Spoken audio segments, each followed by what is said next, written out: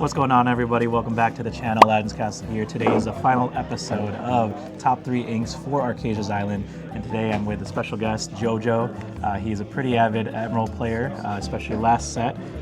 He helped guide me with a lot of the Emerald Amethyst decision making when I was preparing for Continentals. So I think he's a perfect guy to ask for the Emerald color, and we'll be discussing that today. How's it going, JoJo? It's good. It's good. Excited to be here. Awesome, cool. So looking over at Archazia's's Island, it's already been a couple weeks now already, so we kind of seen some green cards kind of come out to the meta. What would you say your top 3 cards are? We could kind of switch off. You could start from number 1, number 3, however you think. Whatever card you want to start off with first. Yeah, I think green is in an interesting place right now. We have cards that are good right now and cards that will be good in the future. Definitely top 3 cards. It's got to be Pete, Pirate Scoundrel. This is a versatile card. Green already had item removal. It had some songs and a few other characters, but this Pete, you know, as a 1-drop, and anytime you play an action that's not a song, removes an item. Right. The versatility, I think, is really incredible, especially as we're seeing a very item-heavy meta, and it's also a shift target for another card that we'll talk about later. Yeah, that's true. Yeah, and that was actually my number 1 pick as well. I think you also rank this pretty high on the list, definitely, too, as well. Just the ability to get rid of items more than once per turn. It's like a static effect. And it's inkable. And it's inkable, too. Yeah. So as long as you play, there's a lot of non-song actions that are in the meta, like there's Befuddles, there's Develop Your Brain, there's cards like Fire the Cannons and all that stuff, or even Hypnotize. Those all trigger off Pete, and getting rid of all the items like Maurice's Workshops, Lucky Dimes, Sapphire Coils is really important. So I definitely agree with the Pete being probably one of the top cards in this set. Yeah, definitely. Another pure Emerald card, I didn't bring it, so shame on me, is Wake Up Alice. Okay. It's one of those actions. Again, it's also a 1-drop, and if I remember correctly, the effect is just return chosen damaged character to their owner's hand. Sure. Green decks, you know, definitely is a tempo color in Lorcana, and I can't think of a better tempo card for like a 1-drop, anything that's damaged, because green isn't a very damage-heavy deck. Yeah, right. And also sending back something with the higher cost, you know, like a Maui Shark or something, forcing them to play down again and buys you a turn, and sometimes that's all you need to close out the game. That's on my list. A lot of folks aren't playing it right now. I think once people see how good it is, again, it's also inkable. Yeah. It's like a good tech card, especially trying to get rid of, like, you can synergize a lot with like the ping damages, like the steel has, that give a character 1 damage, and you can just pay 1 just to bring it back. So there's a lot of synergy with that stuff, so I can see that. Or even just doing like a 1 damage on like a 8 health character if they have one of those, and then just bouncing it back. So I can see that. My pick that I don't think JoJo put, but I know it's on his radar too, is Thomas O'Malley. Shoutouts to Artifacts. He actually wanted to coin this guy as an anti-Sisu card, big Sisu card, which I believe it's pretty much there for, because it has Ward, has 4 strength, and when they drop the big Sisu, all your other characters kind of get wiped out except for Thomas. He has Ward, and then the 4 strength takes out so many things in the meta. There's like Scrooge, a lot of the 4 health characters, but it's really there to just combat the meta, which is big Sisu. So I think it's a great card, and some people will probably play it. I know I will be. Yep. Yeah, definitely. And going from, you know, a house cat to a bigger cat, big orange cat, we have Shere Khan, infamous tiger.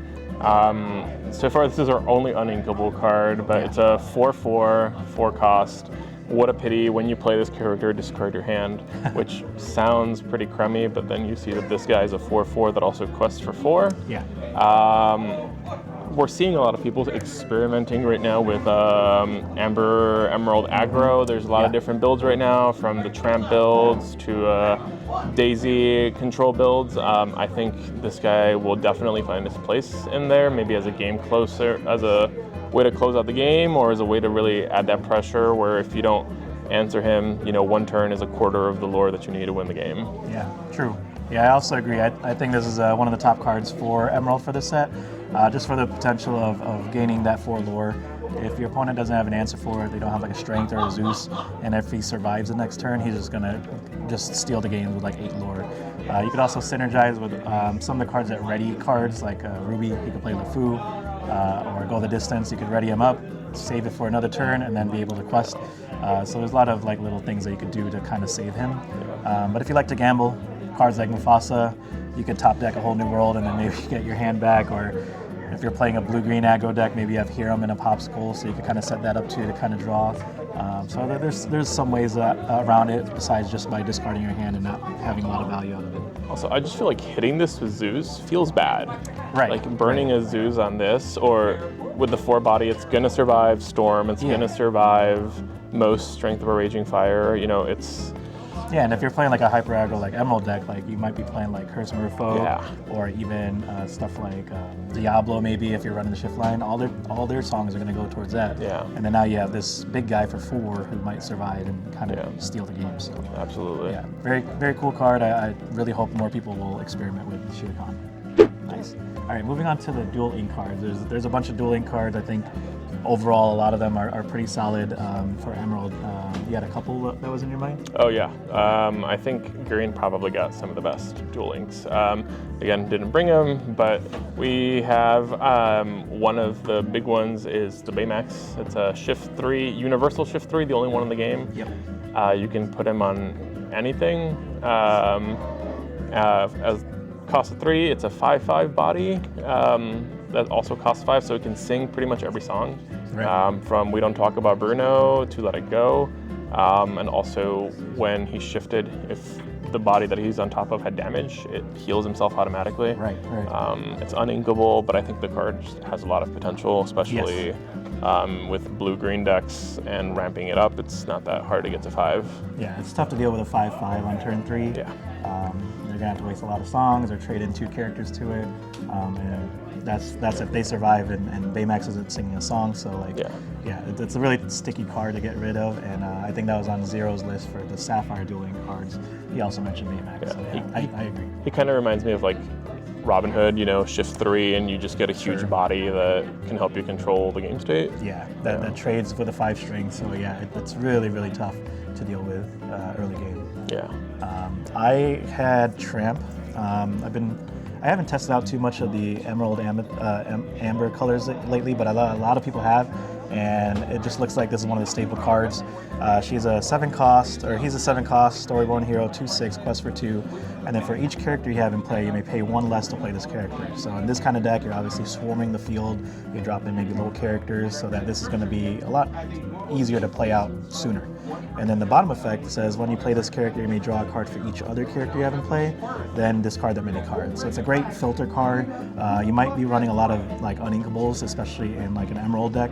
So you might want to pitch those cards after playing Tramp, and you could kind of filter out to see what your cards are, and you could find the answers. But you could definitely bring this out like on turn 3, turn 4, and it's just a strong, healthy body. It's good against the steel meta right now because 6 health is really tough to deal with. Absolutely. And then 2 honorable mentions definitely go to Ink Geyser. When it was revealed, I know it was one of those cards that like caused a lot of hype, and the hype has sort of gone away. Yeah.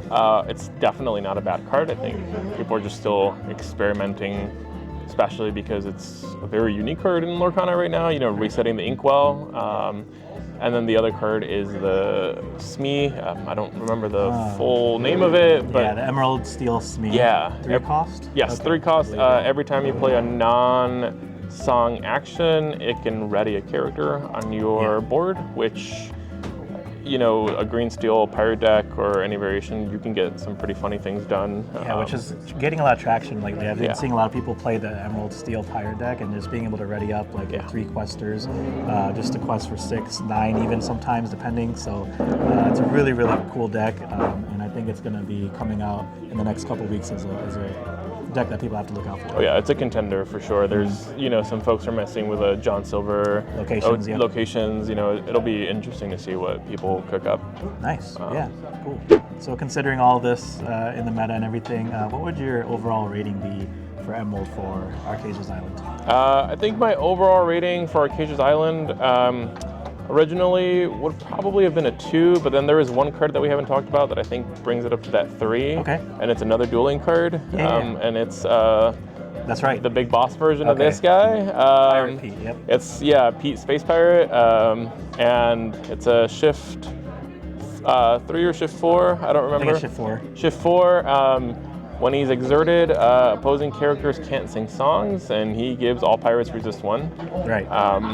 The just insane sort of stun potential that this card carries on its own, I can't state it enough, and I think it's probably the most impactful.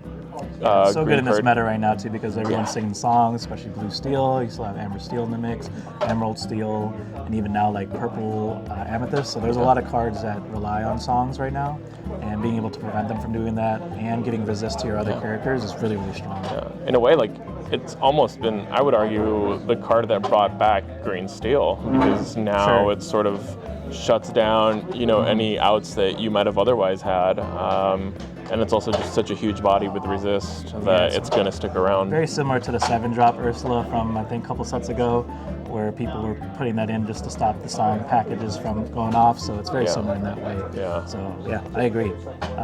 You were going to rate it a 3 out of 5?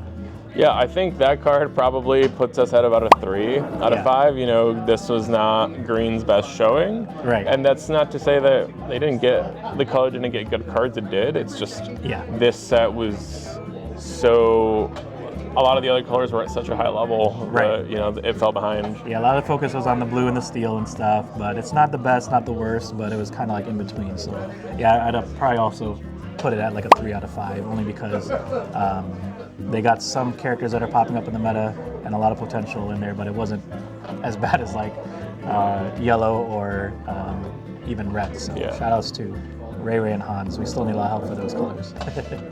Cool. And then finally, because Emerald is coming back in the meta, I think, like what you said, Emerald Steel, we're now seeing Emerald Amethyst coming back a little bit in a discard form. What other decks do you think will kind of pop up in the next couple weeks, or that you think will shine? It's really hard to tell. I think Emerald, and that's why it's my favorite color, is the most flexible color in the game. It can really do anything. You can do discard, tempo, aggro. I think as people continue to experiment and as we sort of are existing in a no DLC meta, people are more likely to mess around and maybe find some things that other folks aren't thinking about. So I'm excited to see what people will cook up. Yeah, you brought up a good point. Like usually when there's a lot of competitive events like DLCs and everything, people will want to focus on the hyper competitiveness.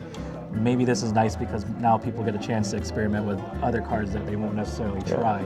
So I think Emerald, like you said, has a little bit of everything. So it could do so many things, and you could combine that, and obviously like the Amber Emerald stuff, that's really fun that people are trying out, especially like Turnidogs, Shere Khan, people are trying out for the hyper competitiveness of that. So there's a lot of things that people are trying to experiment with, and I think any Emerald deck, Emerald X will be popping out. Like this Pirates, I think was really good to come out outside of just the Diablo hand discard typicalness of Emerald Steel. Now they're experimenting with Pirates. I think I like that direction too. So definitely see that. I'm excited to see what comes, definitely. Awesome, nice. Well, before we end the video, would you like to make any shout-outs? No, shout out, to the entire Chicago Lorcana crew. Still claim that, we have one of the best and most competitive Lorcana scenes in the US. 100%. Yeah. Thank you so much. Cool. Thanks, JoJo, and we'll see you guys in the next video. We'll be doing some deck profiles. We're going to World Class Cards event in the weekend, so hopefully we'll get a good showing over there too. A lot of the homies are going down there, and hopefully we'll perform the best we can. So coming for you guys, World Class Cards. See you guys in the next video.